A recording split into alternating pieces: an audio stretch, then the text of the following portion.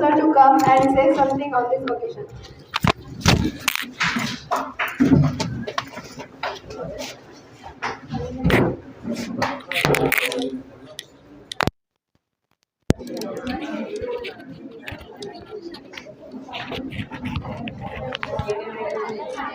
अस्सलामु अलैकुम वरहमतुल्लाहि वबरकातुहू। नहमदुहु व नुसल्ली व नुसल्लिमु अला रसूलिहिल करीम, अम्मा बाद.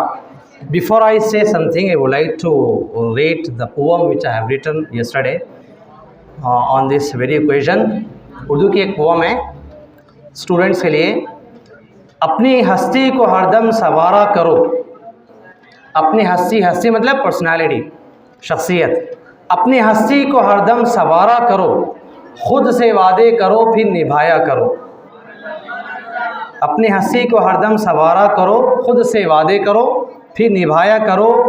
है खुदा ने दिए तुमको बेहद हुनर, है खुदा ने दिए तुमको बेहद हुनर.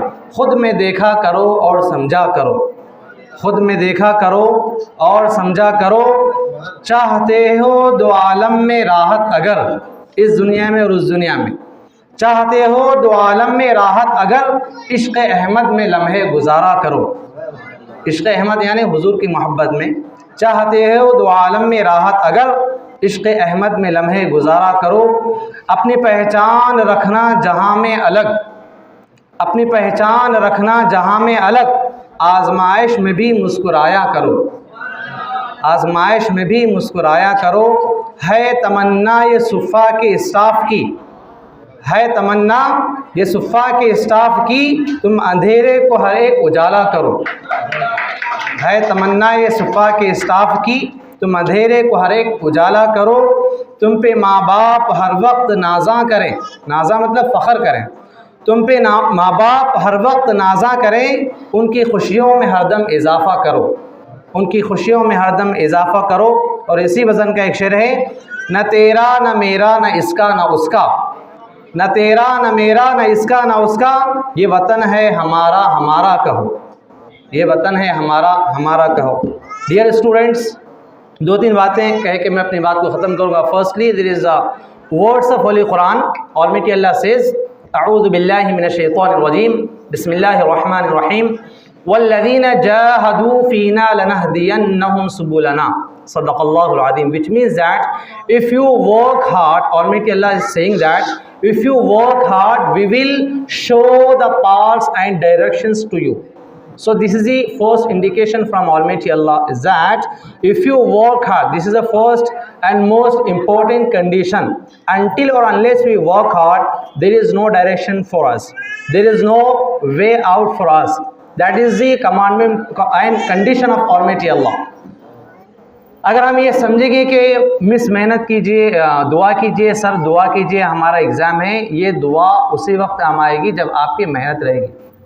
ठीक है, मतलब आप अगर ये कहेंगे कि आपके पास कोई शिप नहीं है, बोट नहीं है, और आप ये कह रहे हैं कि दुआ कीजिए हम समंदर पार करेंगे, is it possible? Not possible. आपके पास एग्ज़ाम है, आपको वर्क हार्ड करना है, मेहनत करना है, तभी उसके बाद वो कश्ती में बैठने के बाद ये बोल सकते हैं आप, हम कश्ती में बैठ गए हैं, हमारी सेफ जर्नी के लिए दुआ कीजिए. तो वो दुआ हो सकती है और वो दुआ कामयाब हो सकती है. तो आपके पास पहले बोट होना है, शिप होना है. वो बोट है आपकी हार्ड वर्किंग, वो है आपकी अपनी सेल्फ स्टडीज़ और अपनी एक्टिविटीज़. अगर ये नहीं रहेंगी तो आप इसको ऐसा समझेंगे कि ये करिश्माती ज़िंदगी होने वाली नहीं है. बहुत कम दुनिया में करिश्मे होते हैं और अल्लाह ताला अंबिया के लिए, औलिया के लिए अल्लाह ताला दिखाता है. और ये दुनिया दारुल असबाब है. असबाब का मतलब यहाँ पे हर चीज़ रूल्स एंड रेगुलेशन से चलती है. तो ये अगर आप ये कोशिश करेंगे कि दुआ कीजिए और दुआओं से हम सिर्फ कामयाब हो जाएंगे बग़ैर मेहनत के, तो ये ऐसा नहीं है कि हम मतलब तकदीर पे चल रहे हैं, गोया कि हम अल्लाह का टेस्ट लेना चाह रहे हैं. हम मेहनत नहीं करते, अल्लाह तो पास करके देखा, तो ऐसा है, ये नहीं होने वाला है. एक दूसरी बात ये है, अब तक आप यहाँ पे थे 10th स्टैंडर्ड तक, इसमें आप लोगों के भी एग्ज़ाम्स हुए, टेस्ट्स हुए, इम्तिहानात हुए, लेकिन ये आप लोगों से ज़्यादा आपके पेरेंट्स का और आपके टीचर्स का इम्तिहान था. इसलिए कि आप लिमिट्स में, बाउंड्स में, यानी क़ैदों में रहते थे, हर एक की नज़र रहती थी. तो जब तक 10th में रहते हैं स्टूडेंट्स, चूँकि उनको अभी छोटे समझा जाता है, अभी उनको ज़्यादा मैच्योर नहीं हुई ये समझते हैं, इसलिए हर एक की सिंपैथी, हर एक की शफ़क़त, हर एक का काइंडनेस उनके साथ अटैच रहता है। और वो कोई गलत काम करते हैं तो हर एक या तो उनके पेरेंट्स को या टीचर्स को ब्लेम करते हैं। और अब यहाँ से जो जा रहे हैं कॉलेज की ज़िंदगी में, वहाँ पे असल आपका टेस्ट शुरू होने वाला है। वहाँ पे सबकी ये नज़रें ये नहीं रहेंगी कि पेरेंट्स क्या हैं, पेरेंट्स कैसा देख रहे हैं, टीचर्स कैसा कर रहे हैं, लेक्चरर्स पढ़ा रहे हैं कि नहीं पढ़ा रहे हैं। वहाँ पे पूरों की नज़र आप ही रहेगी, पूरा ब्लेम आप ही रहेगा और पूरी रिस्पॉन्सिबिलिटी आप पर रहेगी। ये इस बात की आपको कोशिश करना है, यहाँ से जाने के बाद आपको ये कोशिश करना है, ये 10th तक आप जितना पढ़े हैं, सीखे हैं, अखलाक सीखे, किरदार सीखे, सब्जेक्ट सीखे, वहाँ पे जाने के बाद आपको एक रिस्पॉन्सिबल पर्सन बनना है। अगर आप यहाँ की ज़िंदगी वहाँ लेने जाएंगे तो आपका फेलियर होने वाला है, इस बात को ध्यान में रखें।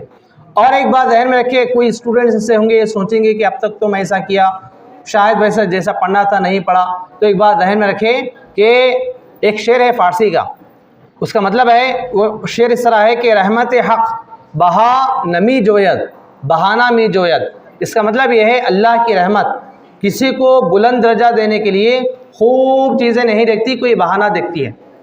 तो अब आप कोई कहीं मेहनत स्टार्ट कीजिए, पढ़ना स्टार्ट कीजिए। अगर आपकी कोई एक्टिविटी, आपकी सेल्फ स्टडी अल्लाह को पसंद आ गई तो अल्लाह आपको बुलंदियों पे पहुंचाएगा। ये फैक्ट है। कई ऐसे औलिया किराम 30 साल, 40 साल, 50 साल तक वो एक अलग लाइफ में थे, लेकिन जब उन्होंने तौबा किया, उन्होंने अपने आप को सुधारना चाहा, अल्लाह के लिए वो तौबा की, अच्छे काम शुरू किए, तो आज उनका नाम बड़े बड़े औलिया किराम में है।